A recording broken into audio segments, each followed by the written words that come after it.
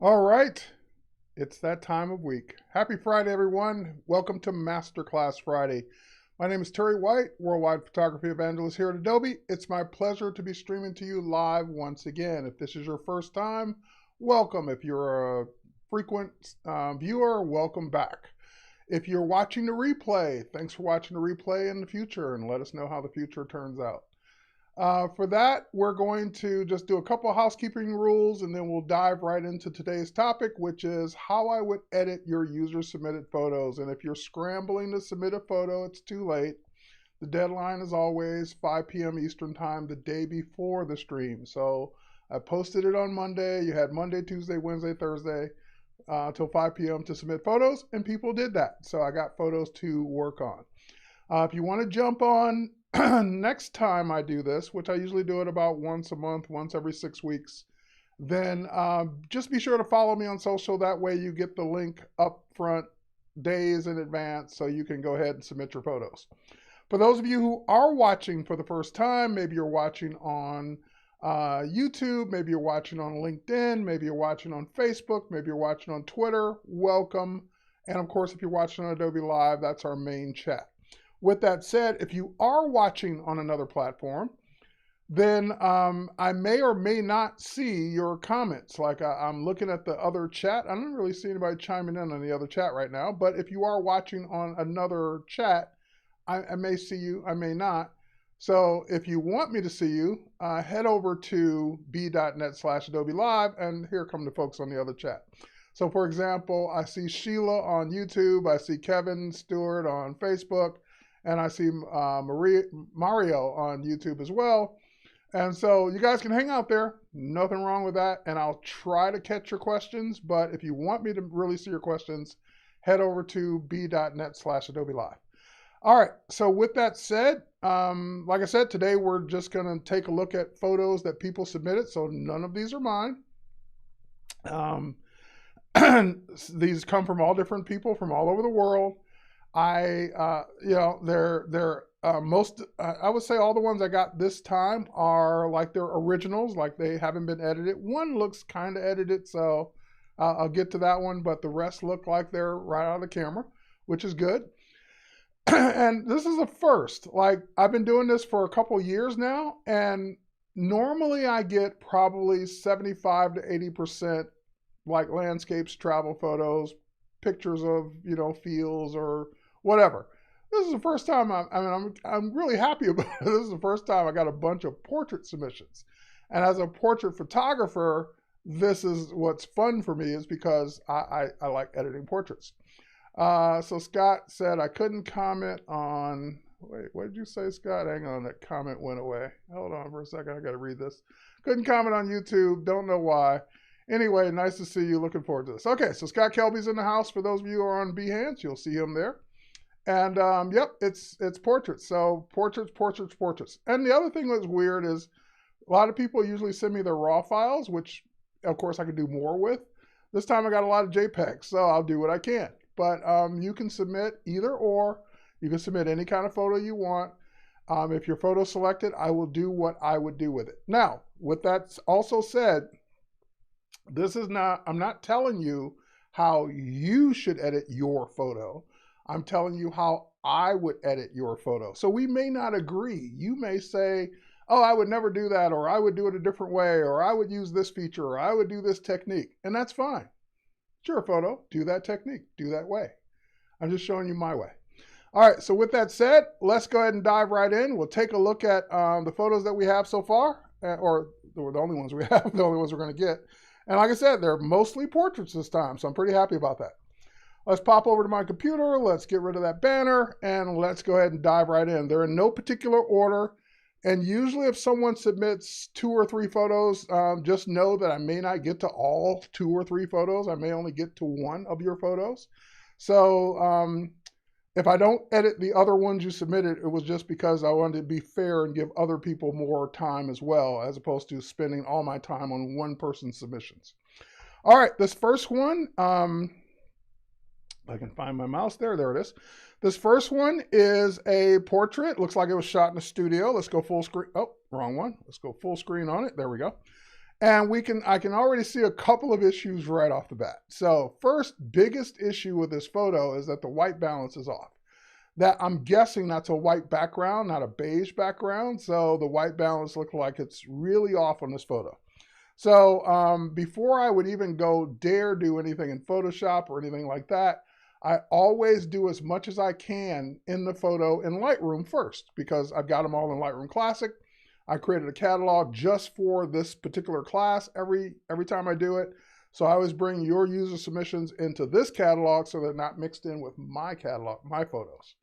All right, so they're in Lightroom. So whether you're using Lightroom Classic or Lightroom, these techniques would be the same.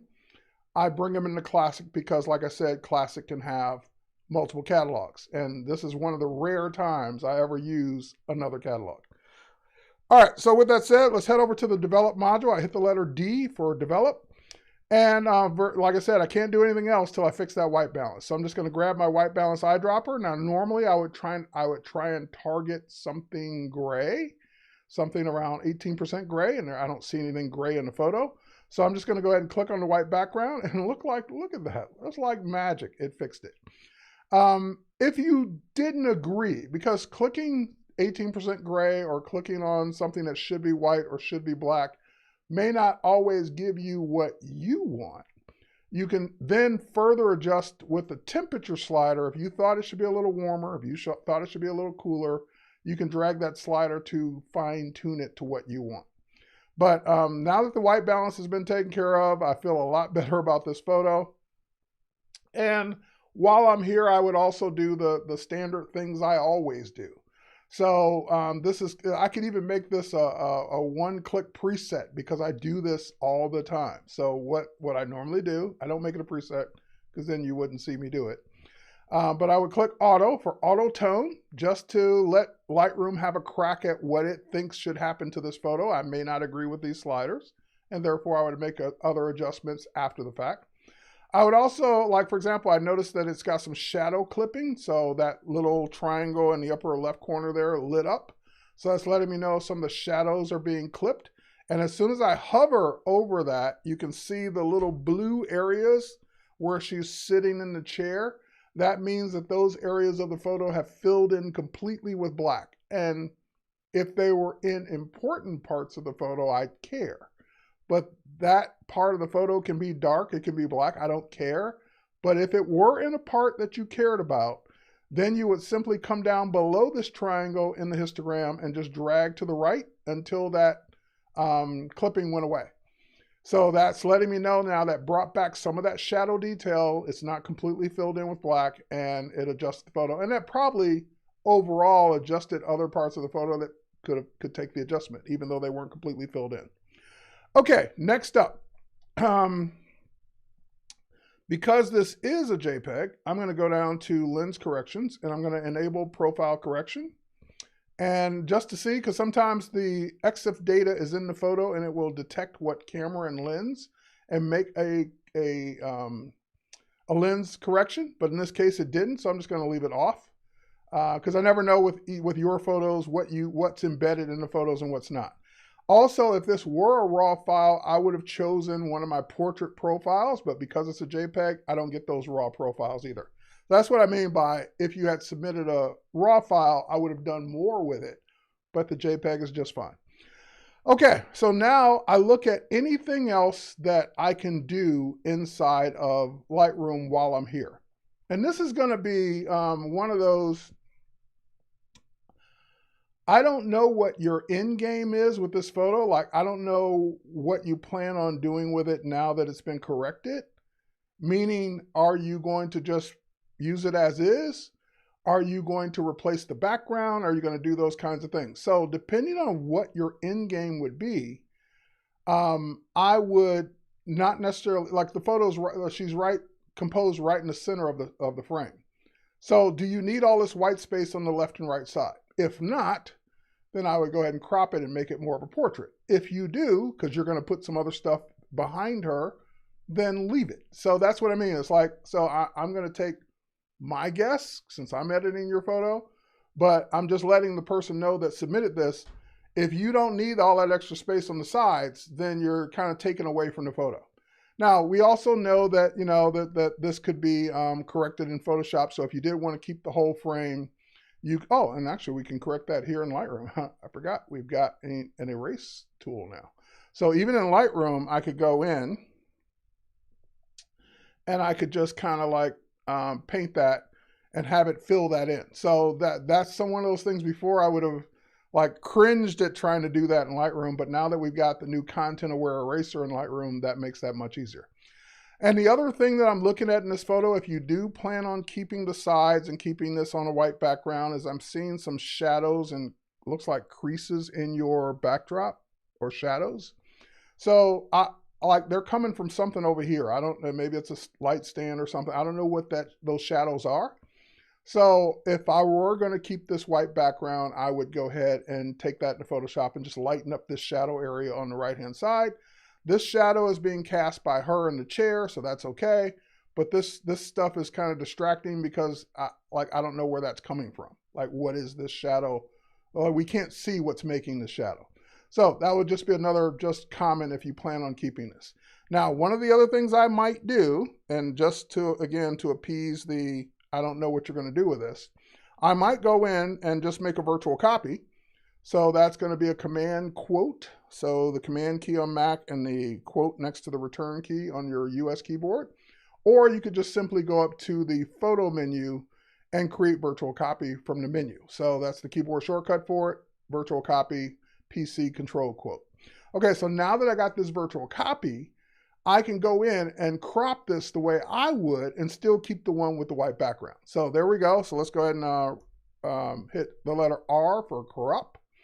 And while we're in crop, since I have the luxury of having so much space to work with, I can go ahead and set a standard preset. So like, for example, if you were going to make this a print, maybe you're going to make it a 4x5 or 8x10. So putting it in that aspect ratio will give you that print. Now, of course, it's still trying to crop it wide. I want to crop this tall. So I'm going to hit the letter X on the keyboard to flip that crop around so that it's now a 4x5, 8x10. And since I don't really like her being composed directly in the center, I can move her over just a little. And that way, that shadow over here is not as relevant. This shadow over here is okay. She's not dead center in the photo. And it just looks for a more interesting frame. You also may not need as much space down here. So, as a matter of fact, I might crop it from this way and then move her back. There we go. So either way, you can just crop a little bit more of that white space off if you don't need it, but I would then do that. So that way, I end up with a portrait that looks like that. Okay, so now I still have the original. Because I made a virtual copy of it. If I were to go in and make any changes to the original, it would update the virtual copy. But that original is a JPEG, and I would never want to edit the pixels of the original. So in that case, if I were going to go into that one, I might make the virtual copy after I come back from Photoshop. That way I'm making a virtual copy of the Photoshop edit. So just letting you know your options here. So let me go ahead and delete that virtual copy for now. And let's go into Photoshop and show you some things that I would do to this photo. Because we just kind of took care of the environment. There are some retouching things we might want to do to this photo just to make things look a little bit better. All right, so let's go ahead and edit. I'm sorry, I'm doing this from the keyboard because that's what I'm used to. So let's right click on this photo and say edit in Photoshop or Mac Command E, PC Control E. And that way it'll just go ahead and edit. It'll bring up this dialog box because it's a JPEG. We normally don't see this in my class because I'm usually working with RAW files and it does it automatically. But because we're working with a JPEG, it's giving me the choice. Do you want to edit that original JPEG and potentially damage the pixels in the original? No, I don't. I want to make a copy of everything I've done so far in Lightroom, make a new file, take that file over to Photoshop. Okay, so that will do exactly what I just said. So it took me into Photoshop. I've got my original here. I've got my copy here. I'm just going to go ahead and zoom in. And I noticed that, like, for example, because of some of the JPEG compression here, I'm seeing like some of the noise. I don't know if that was in the original photo or from the JPEG you output. I can't tell. But now that I see that, I would probably, when I get back to Lightroom, do some noise reduction on it as well. Also, because it's probably not the original resolution or quality photo, it could be difficult when you start doing retouching by making this, what am I trying to say? In other words, the transitions of things you might do might not be as smooth because you don't have as much quality as the original. And again, I don't know what you shot this with. Maybe this is the original. Maybe you shot it with a phone. I don't know. But now that I see that, before I do any more, let me close it. Don't save it. Head back to Lightroom and let's zoom in here and let's take care of that noise reduction before we even head to Photoshop. So develop, detail, and I'm not going to do, I could do some sharpening, but I'm going to go ahead and do some noise reduction on this, and then I will do some sharpening. There we go. So if I zoom in on this area, you see too much noise reduction is going to make it look not good. So pull back on the noise reduction. You still want some detail in the skin. This is no noise reduction, so this is where we started. And we're just going to go ahead and push it up just a little bit more. Right about there probably is good. And again, no sharpening isn't good for this photo because once you apply noise reduction, you're automatically softening the photo a little bit. So we're going to try and bring some of that back with a little bit of sharpening. Okay, now I would feel better about taking this version into Photoshop. So let's do that one more time. Let's edit a copy. And now the copy is going to come over to Photoshop with the sharpening, with the noise reduction, with everything else we've done. Now I feel better about working with these pixels. Okay, so first thing you might want to do on a portrait like this is just a little bit of cleanup. And whenever I say cleanup, I always start with my monitor because I don't want to start retouching things that aren't there. But like she's got a couple dark areas under the eyes, and that's usually from the lighting or lack thereof. So it's not her fault, but she shouldn't be penalized for it. So let's go ahead and let's remove some of that darkness. So I'm going to go ahead and I'm going to work with my Wacom stylus here. I'm just going to go ahead and select with the patch tool some of that darkness under the eyes and bring it down to the lighter part. And that will reduce it, but I don't want to, I'll take it completely away, but I don't want to remove it completely because that might look obvious. So once I do a patch, if there's something I just want to tone down, then what I will do is go in and edit before I deselect and fade patch, which is Command-Shift-F. That way I can slowly bring back some of it so that it doesn't look so obvious that I removed it completely. All right, so that's one eye. You can only, you really can usually only do these one at a time instead of like selecting both eyes because they may need different amounts of fade. All right, so Command-Shift-F brings up the fade, and then I just pull some of that back in so that it's there, but it's certainly reduced. So same thing with any dark shadows, like the dark shadow here on her knee, or below her knee, I should say. Same thing, I might patch that. I might remove that completely because that looks okay, but if I did want to bring it back, let's undo. Let's patch it again, then Command-Shift-Fade. You'll really see what the fade does here. If I bring some of that back, I can bring back just a little. I can bring it all back, but I can tone it down to just a little. So that looks more natural. That looks like a natural transition for that shadow. So I'd probably leave it right about there. Right about there. Okay, so we'll click OK. So that looks much better. Same thing here where we got this dark patch under the knee. So let's pull that down and let's slowly bring it back just a hint of a shadow. Something like that. You don't need more than that because we're not trying to draw attention to it. Okay, great. I noticed that there's a shadow over here, so same thing. It just looks distracting. Not sure if that's... And then, of course, we don't want it to look repeated. So I'm just patching this stuff out. Oh, hang on, that was a mess up. There, it's better. And then I would go in with my my healing spot healing tool, bring the brush size down, and like I see a couple little specks of, I can't tell. Oh, sorry, that was on the monitor. See, that's why I said clean the monitor first. So that first one was imaginary.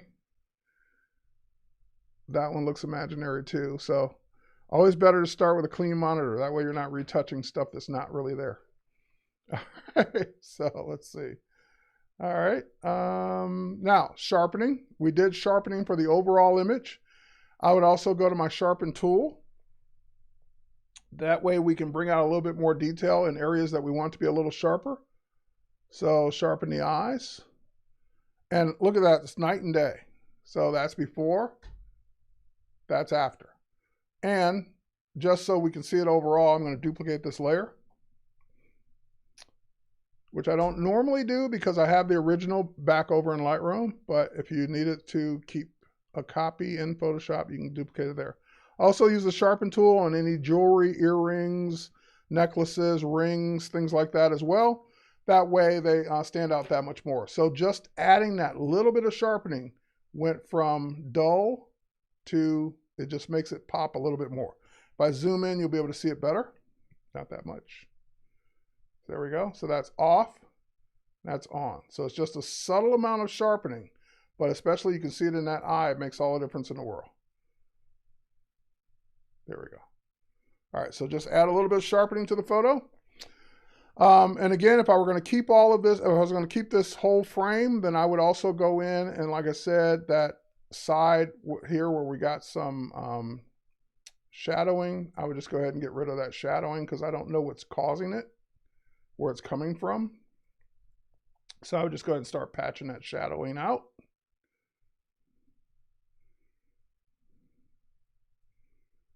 Like that. And you know, zoom in, do a better job than what I'm doing here when you get close to the edges here. I'm just doing this quickly because I'm already spending too much time on the first photo. All right. And there you have it. You can, of course, go in. You can start lightening up maybe a little bit more of the chair, do some more selective edits that way. But for the most part, if this were going to be my portrait that I was editing, that's what I would feel comfortable with doing. All right, so let's save that. Once it saves it, it'll save a copy back to Lightroom Classic or Lightroom, wherever you start it. I'm just waiting for that save dialog box to finish. Let's close it. Let's head back over. And let's, now we'll see that we have the original JPEG. We have the PSD. And now I can take that PSD, make the virtual copy. And that way I'm making all my changes with the crop, for example, using the virtual copy that's already been cleaned up. I'm sorry, using the original that's already been cleaned up from Photoshop. So there we go. That's what I would do to that portrait, at least in the time that I have. All right, next portrait. This one's a fun one because I don't know this guy, but I know plenty of guys like him. Like my dad always had this face where it sometimes didn't smile. And that could certainly be his personality, and you shouldn't change that. But we're going to have some fun with him because he's just begging for it. All right, so first and foremost, not a ton to do from a retouching standpoint. The only thing I'm not really crazy about is the background of the photo. So let's go ahead and do the things I normally do first. Let's go in. Again, this is a JPEG, so I don't have profiles. The white balance looks okay. Let's hit auto for the auto tone. This is one of those times I don't agree with the auto tone. So I'm going to bring up the highlights a little bit. I'm going to bring back up the exposure did stay up. Okay, I'm going to turn down the vibrance, turn off the saturation. And because sometimes the vibrance and saturation is making the skin tones look a little yellowish. And I don't want that. We can bring up some of those shadow areas. All right, so that's my auto tone. Let's see if we got any lens corrections we can do. Nope, no profile embedded, so no problem. And now let's go ahead and take a look at what I would do with this in Photoshop. I'm going to, again, Command E, edit a copy. And so I should pay attention to the chat as well. So screen wipes are your friend. Yes, they are. Any suggestion for budget-friendly soft lights? Well, budget-friendly means different things to different people. So let us know what your budget is, then we can go from there. All right. Okay, all right, so just questions about lighting. All right, so now, like I said, he's fine. I'm just not happy with this dark shadow behind him on the background. So what I would do is I would go ahead and select subject. Now that I'm in Photoshop, that should make a nice, easy, clean selection of him. I'm going to go ahead and hit Command J, or just show you what that would do. If I were to hit Command J, that's going to give me a new layer via copy. And now he's on his own layer, isolated, so I could really put whatever I want behind him. But I'm going to use the background you used. I'm just going to add some things to it. First and foremost, I'm going to tone that background down a little by just going in and first of all, let me turn this copy off for a second. I want to try something first. Let's do select subject. I'm not sure how well this will work, but let's do it. I want to see if I can fill this background in with just the background. Probably going to leave a line because oh, no, not bad. Yeah, it left a line. Okay, let's undo that. Let's do one more thing first before we do that. Let's modify that selection. Let's expand it. Let's expand the selection out because it's too tight around the subject. Let's expand it out by like 5 pixels, probably more. That way we shouldn't get that line. Select, modify, expand, maybe another 15 pixels. There we go. And now let's go ahead and do that delete and content aware fill. And the reason I'm doing that is so that I won't have his outline behind him when I work on the background. So it'll just be the background. You can kind of still see some of the outline, and of course I could always patch that away. I can kind of do something like this because it's basically just a shadow of him. We can kind of clean this up. I'm not going to spend a ton of time cleaning it up because I'm not going to use it anyway. As is. Oh, that's just a bad one. Hang on, let's do that. All right, but you get the idea. All right, so I clean that up. But what I'm gonna do instead is I'm just gonna blur it. So I'm gonna go to Filter menu, come down to Blur, go to Lens Blur. And Lens Blur is just gonna provide more of a natural photographic blur than like Gaussian blur or some of the other blurs that are in Photoshop. I've got the radius all cranked up already. That will be down to 0. I'm going to crank the radius up a little bit more. And that's about what I want. I just really want to tone the grain of that background down. So we'll go ahead and apply that. And of course, you could have converted this to a smart filter and applied it that way first so it'd be non-destructive, but I'm okay with it.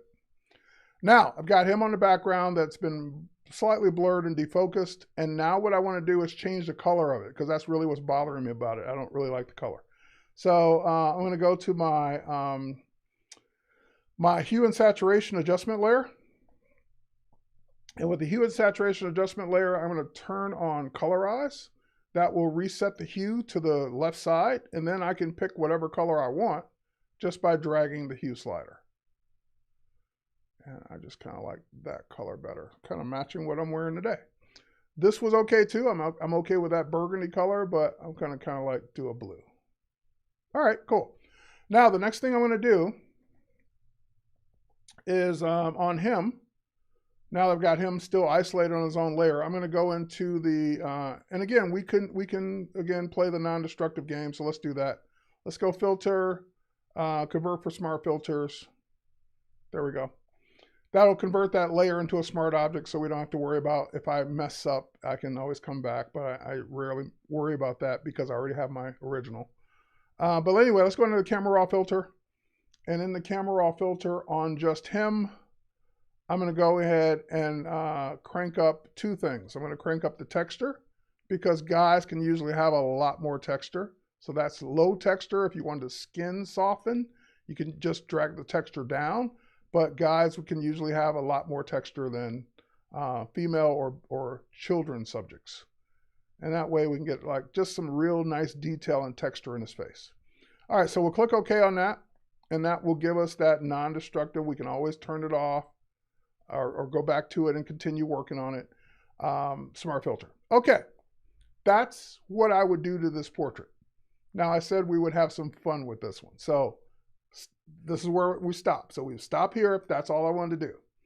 But for fun, let's go ahead.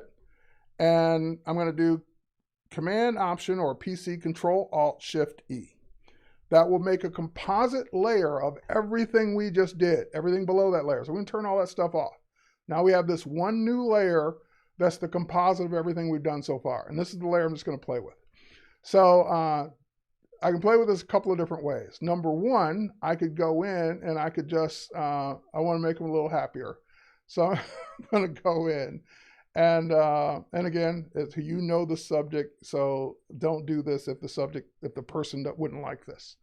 But let's go in first, and again, we could make that non-destructive, convert for smart filters, and we could go in and we could say, I want to do liquefy. So we'll do a liquefy, because liquefy is kind of cool in that it has the ability to do just like standard stuff. Like if you need to push in a wrinkle here and there, you can do that kind of stuff. So you can see me just warping that. That's not what I want to do. What I came here for was to do face aware liquefy. So I click the face icon on the left-hand side, and there I'm going to, Kathy's asking, what did clarity do on the subject, on the portrait? So texture is literally just texture. So think of texture as like the pores and the grain and just making that stuff more defined. Clarity is what we had before texture, and it would do the same thing, but clarity also adjusts the shadows and highlights. So it makes your portrait look more defined, if that makes sense. So it brings up the shadows, or I'm sorry, darkens the shadows, brings up the highlights, in addition to adding a little texture. So if you just want texture, use the texture slider. If you don't mind adjusting the lighting of the subject using shadows and highlights, use clarity. Or try both, see if you like it. All right, so next up, I'm gonna go ahead, and now we've got face aware liquefy. So it recognizes the shape of his face, recognizes his nose, recognizes his eyes, everything there. But I'm gonna come down to the smile here, and it's gonna turn that up. There, see, he's already happier. He's like, I'm liking this. He's happier right off the bat. Just turn that up a little bit. Okay, so now I got that turned up.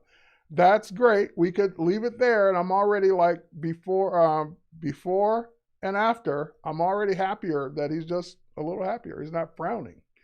But we can go further if you want. Filter, neural filters. And in neural filters, there's a smart portrait filter. I'm gonna go ahead and turn on the smart portrait filter because there's, come on, you can't make this up. There's a happiness slider. What program has a happiness slider built in? All right, so we can just go ahead and crank up the happiness slider if we wanted him more happy. Now, this is going to take a few moments to process because it uploads a proxy to the cloud where we have big servers that can do it faster, theoretically, and process that one part of the image. There we go. It even added teeth. Come on. Where do you get this? Like teeth. Like there was no teeth. It made them up using AI. So if this is too happy, you can always turn it down. You can turn it off. You don't have to do any of this. But I told you we would have some fun with this one. All right. The eyes aren't happy. They are now. All right. So let's click OK. And I think I told it to output that. Oh, no, I didn't. I thought I told it to output it to a new layer, but it's okay. We use the smart filter layer, so we can always turn that off or turn it on and see what it does. Now, if I turn that on, you have to look for artifacts. You have to look for things that, like, because it adjusted his face, we can't leave his ears like that. So what we're going to do is we're going to just simply add a mask. And I'm either going to have to use the original because I didn't output. Okay, so here's what I meant to do. Let's undo the neural filter. Okay, here's what I meant to do when I ran that neural filter. So let's do it right. Neural filters, because it's going to make the next part of this easier if you do it this way. All right, neural filters, what I should have done was after I ran happiness, which it's going to do. Again, process in the cloud. Angry smile. Yeah, no, that's not acceptable. We can't leave his ear like that. But let's go let it process. What I should have done, okay, we see the ear. Instead of outputting to a smart filter, what I should have done was said output to a new layer. And that way, when it outputs it, it'll make a whole new layer of just that filter. That way, you can go in and mask it.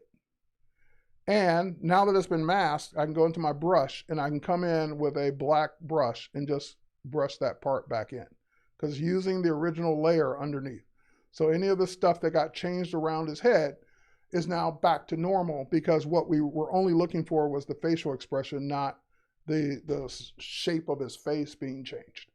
Okay, just some fun with that portrait. So again, this is all layer based. So if you don't want any of this, you can go back to your guy. But if you want your guy to be a little happier, you can come and do that. All right, so let's close that, save it, and we'll let that save, and it'll put a copy of that back to Lightroom Classic. So I'm reading some of the comments on the other platforms. So, where are you from? I'm watching your live stream. I'm from Atlanta, Georgia right now.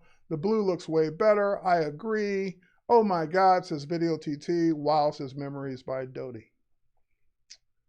All right, still saving. Big file with all the new layers. And okay, great. Now we can head back to Lightroom, and Lightroom again is going to have the original. So this was our before, and this is our after. So just fun. And look at the detail that the clarity did. Look at the sharpening in his forehead and around his skin. The clarity, I'm sorry, the texture, no, the texture should be the same because we didn't change that in Photoshop. Never mind, skip that. All right, so next up, let's head over to a bridge image. This is our next shot. So let's go ahead and do this one. Let's go in. Someone submitted drone shot. So this is a drone shot. JPEG. So we'll just hit auto, see what we get. Auto didn't do a ton to it. The areas that are filled in with the shadows, I can't even see, so I'm not going to worry about those. Again, because this is not a person, we can go crazy with things like texture, clarity. We can even add a little dehaze to this shot because it kind of looks like a shot kind of like mid-morning, middle of the day kind of thing. So one of the first things I would do is, of course, dehaze it a little bit. Not too much because that's going to make it look weird. Just a little bit of dehaze. When I run texture and or clarity, I don't want it to happen to the sky. So thankfully we have all the new great masking here in Lightroom. So I could say, let's select the sky, because that's easy to select. And then I could say, invert that selection, invert that mask. So it's everything but the sky. So now that it's everything but the sky, I can go ahead and come down to my texture, and I can really, here we can zoom in and see what we're doing here. I can really start to see what that will do. So this was no texture. So that's 0 texture. That's increasing the texture. And I'm also seeing a lot of noise from this drone shot. So let's go ahead and run some noise reduction as well. There we go. So see the grain in the bridge is now starting to go away because we're just running some noise reduction there. All right, the other thing you might do while we're here is you might adjust your temperature. The white balance looks like it could be off a little bit. So we might adjust it, not too much, about there. And then the other thing you might do is, because you can go in and maybe increase the saturation a little bit. Again, not too much because it'll look weird, just a little. And other than a sky replacement, that's about it. I like water that looks blue, so you might want to fake a blue water if that's your thing. So I could go in and create a new mask. And I can use the adjustment brush because it's no real particular thing I can let AI select. So I'm just going to go ahead and brush in this water down here.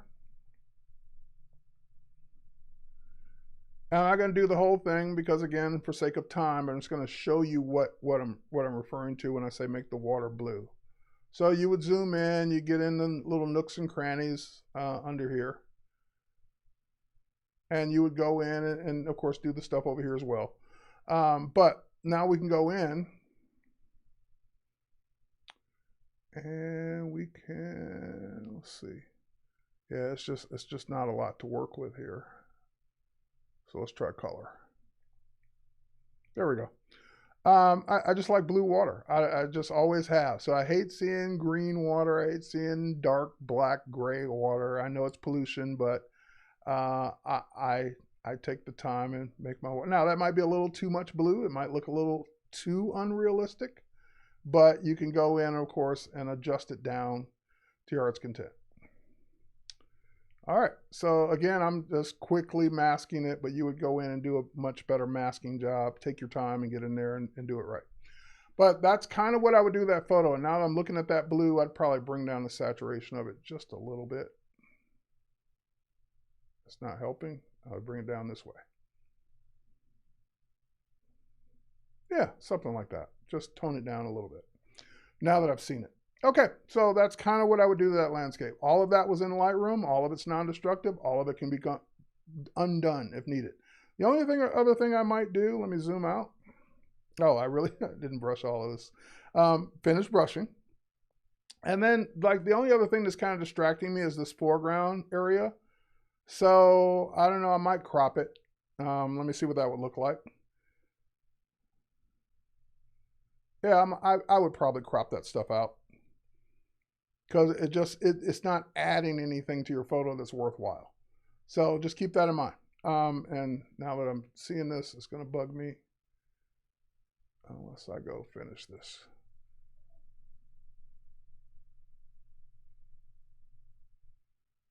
All right, there we go. I couldn't leave it that much undone. Again, take your time, zoom in, make your brush smaller, go in between the ropes, do whatever you need to do.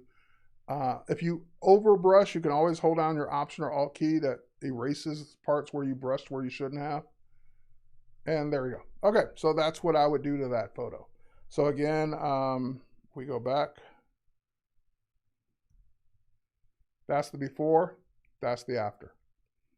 So just make it pop a little bit more with some more color. All right, the wedding shot. Now I think there's two of these. So I am going to take a few minutes on each one because I think they really need it. Is there a reason in what order you notice? Is there a reason in what order you use noise and reduction and sharpening? No, there's no order because whether I do it up front or do it after, the noise is still there in the beginning, it's still there at the end. Same thing with the sharpening. It's whether I sharpen it at the end or sharpen at the beginning. Like sharpening, I could see making the argument, maybe you want to do it sooner than later because maybe you're making adjustments based on what you see. But both of them, I do it at any given time when I think about it. If I had to give a recommendation, I would say do it sooner rather than later. Don't wait till the end, do it up front. Okay, bride looks great. The only thing that's bugging me about this photo is all that stuff in the background, that neighborhood, that like the houses behind the fence, all of that stuff is driving me crazy. So what I would do to this photo is just not so much her, but all the stuff around her has to either go or be toned down. So let's do some quick things that we always do. Let's go in and auto tone this, and I brought down the exposure a little bit too much. There we go. Let's make sure the white balance is good. I think it is. There we go. That looks a lot better. And again, I don't want too much vibrance or saturation on the whole image. I might even pull down the saturation a little bit more. Okay. Oh, too much. Right about there. Okay, so now couple things. So let's just hop over to Photoshop real quick because I'm running low on time as well. So let's head over to Photoshop with a copy. Like I said, the stuff that's really bugging me is not her, but it's all the stuff behind her, especially this yellow house is just driving me crazy. All right, so let's go into select subject. Oh, not sky, sorry. I slipped on the wrong one. Select subject, there we go. Yeah, I know there's no sky, thanks. Select subject. Yes, discard. There we go. There we go. Now, select subject isn't always perfect. Like it got some of this this canopy or whatever this is, and I want to unselect that. So I'm going to go ahead and grab my object selection tool. I'm going to hold down my Option or Alt key, and I'm using a rectangle. Hold on, sorry. Let's use the lasso. Object selection tool, and that way I can go ahead and just select all of the stuff around her face that shouldn't have been selected. Therefore, it will just use AI and figure out, oh, you don't want that piece. Let me subtract it from your subject. Okay, great. Now we're going to do the same thing. We're going to put her on her own layer with a Command J, PC Control J. So she's on her own layer now. Great. So that means you could put her on any other better background than that. But let's say, since I don't have any of your other photos to use as a background, I'm going to go ahead and keep the background that's there. But I would probably put her on a different background. Anyway, so let's use the background you've got there. So next thing I want to do is I want to really tone down this background. So I'm gonna okay, first and foremost, problem number one, clone stamp tool. Because I can't do anything else till I get rid of this. That house has got to go. So I'm just cloning some more of this tree to cover up that other house. And again, you'd take your time, you'd zoom in, you'd do a better job than what I'm doing right now. But just to quickly get rid of some of that stuff that's obvious. The fence is bothering me too, but not nearly as much as the house. Okay, now that's out of the way, next thing I would do is we can go ahead and, again, convert this for smart filter so we can play with it. And I would use my levels. Oh, sorry. I'm just going to really, now I know it's darkening her, but remember, she's on her own layer. I'm just going to really tone that stuff down in the background. Okay, great. Don't worry about her because we got her set on her own layer. All right, so let me go back to levels one more time. Maybe not that much. Maybe something like that. Okay, great. She's on her own layer. She's all set. And again, this stuff like this rock, this patch of pavement, all that stuff's just got to go. So like it's just, now that I'm seeing it, it's just really bothering me. So I would go ahead and patch some of that stuff out.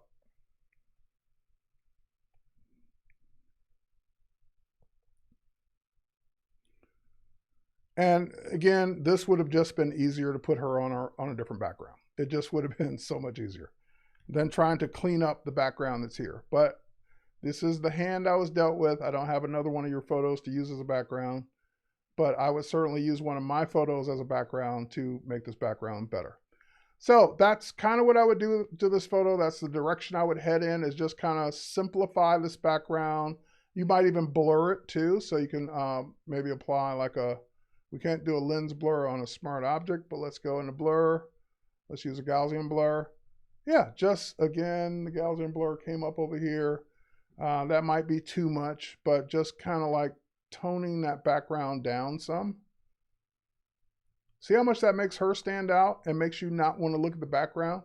So just something like that. And maybe you leave the trellis here and you just do the background. So maybe you select everything but this white part and blur it. All right, so that's kind of the direction I would head in for that photo, is that it's just that whole, it's nothing to do with her. It's more to do with the background. Now you could, now that you have finished with the background, whatever you've done to it, you could go in and just lighten up this area of the photo a little bit more, because like her eyes look darker than they should be because she's pointed down. It's not well lit. So like you got all of this going on in her eyes that is just from lighting, bad lighting. So I would go in and kind of take care of some of this. So while we've got her separated, again, same technique we used before. And we're going to remove it completely and then fade it back in, but fade it back in a lot less. Maybe just a little bit, like something like that. Same thing here, and I fade back in a little bit more. I left out too much. Same thing here, just get rid of that and then fade it back in, but fade it back in a lot less of it. There we go, something like that. Okay, and then the eye thing's bugging me because her eyes are super dark in this photo. So I would go ahead and use, I'd probably use, I would attempt to use my dodge tool. So let's do a little dodge and burn. I've got a dodge and burn action set up here. All it does is duplicate the layer and set the blend mode to luminosity so that when I dodge, it's not so strong. Oh, sorry, that's burn. Dodge.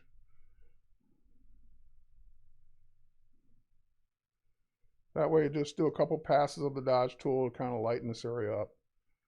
Her eyes are super dark, though.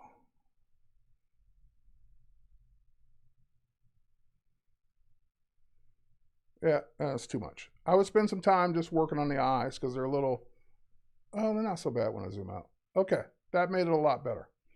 So that was before, that was after, just brightening that area up. Zoomed out, it looks a lot better. But just like night and day for this portrait.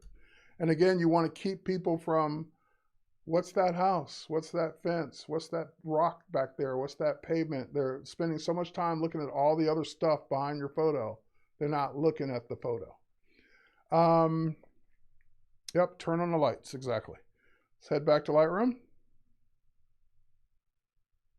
And we probably got time for one more or two more very quickly. So this one, same kind of thing. So you got to decide what's important. You got all this stuff going on a beautiful day, but all that stuff means distraction. So it's crooked. Let's hit auto to auto tone it. Let's bring up the exposure a little bit. Let's straighten it using the crop tool and the angle tool. We'll kind of straighten it against the fence. Okay, and now that we got it straightened, we'll probably go ahead and just crop it because again, you got all this stuff going on for what reason I do not know. So I would go and do something like that. And then once I crop this down, you got this big garbage can and sidewalk here. That's just got to go. Either put them on a different background, different part of the grass, or get rid of that stuff in the background. So same thing here. I would take object selection tool, draw a lasso around this, and content aware fill it out. And then that worked. Oh, hang on. I selected the wrong tool. No, don't do the selection based on that. No, I don't want all that. Deselect. Okay, so same thing here. I would just, again, it's not going to be pretty because I'm doing it quick. But just get rid of that. So when you start cleaning up the background, it makes your just portraits look better. So same thing, you might blur that background just slightly so that it's not so in focus. And we got time for maybe one more quick one. And let's go to this one. I know Nicholas submitted this photo. So Nicholas, same kind of things. Develop, not quick develop. Great, he gave me a raw file, so I would go ahead and make that a portrait or use the camera portrait if you have that version of the portrait. Prefix or preset. Auto, look at that. Auto tone just made the colors pop so much more. The white balance looks pretty good. You might warm it up just a little bit. Oh, look at that. Fall colors, just warm it up a little bit more. And then you got to ask yourself, how much of this background do you need? And you might want to go ahead and just switch it to like a standard portrait background or a portrait, and do something like that. So just ask yourself what's important in this photo. If all those trees in background, maybe it's a scene you need, is important, then go ahead and do that. And last but not least, I popped this into Photoshop.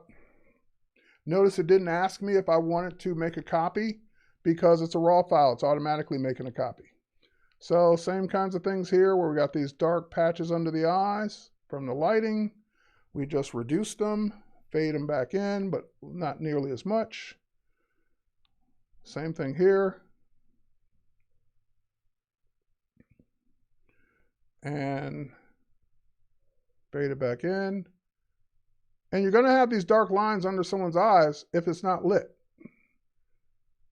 So, oh, hang on, sorry. I'm bringing up all kinds of buttons on the pin there. There we go. Okay. So that was a quick down and dirty one, but you get the idea. Save, close, come back, and that's your before, and that's your after. So let's go full screen. Before, after, the eyes just look so much better. All right, folks, I'm out of time. With that said, cheers. Thanks for watching. Stay tuned for more Masterclass Friday. We'll catch you in the next one. Bye, everybody.